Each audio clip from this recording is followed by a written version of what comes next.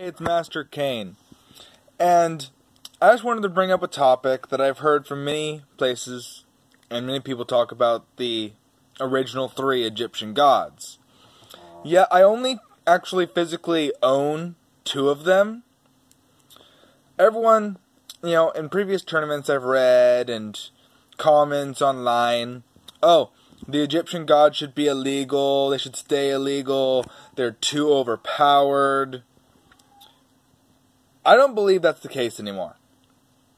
I mean, if you look at new cards like, Zork and some of the new powerful cards, the Pendulum-based decks, all of them are way more powerful than the Egyptian gods. Yes, if you run 1 in your deck, you can make them pretty overpowered. But you can do that with, I've seen some people, and even I've done it, I've made even a Karibo able to take down one of these guys. It's not like it's that difficult anymore.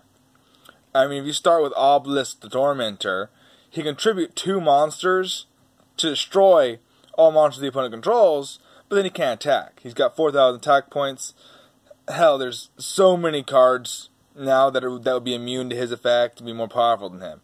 He is absolutely nothing anymore. And then there is Slifer the Sky Dragon, which his effect's a little bit different. But,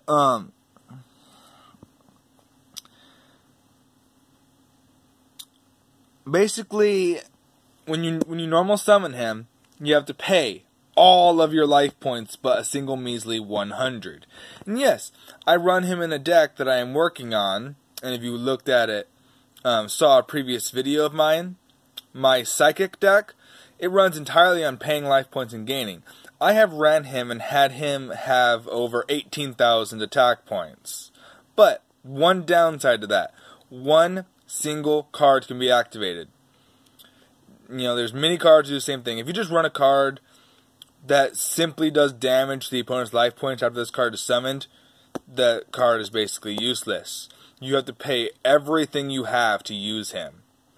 So, he is nowhere near as effective as some people might say he is. But then there's also the other one, Slifer the Sky Dragon, which I do not personally own him, but I know his effect. He gains 1,000 attack and defense for every card in the player's hand. That can be really easily remedied with any card that limits the amount of cards the player can have in their hand. There's one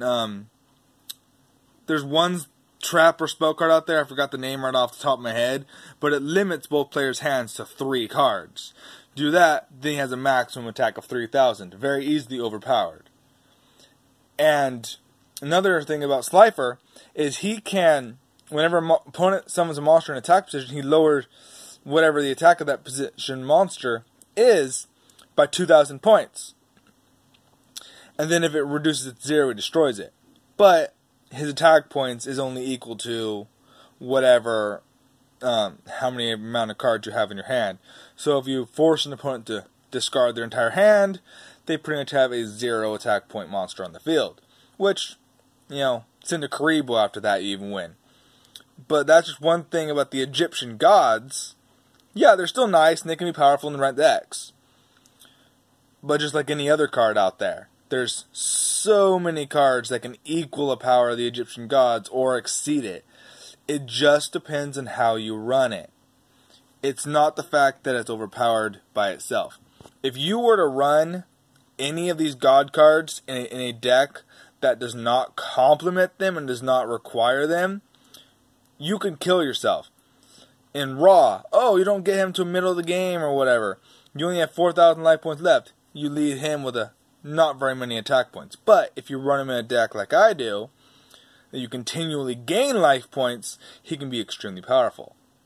And if you run Obelisk in a deck that complements him, you can be very powerful. And if you run Slifer in a deck that allows you to draw a lot of cards, he can be really powerful. It's just how you run them.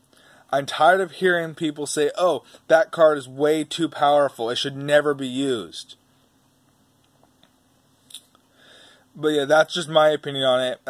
Comment your opinion on the Egyptian gods and if you agree or disagree with what I am saying.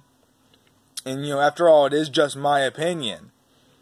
I'm going to be giving some other opinions on some other cards, I think, in a minute. Okay.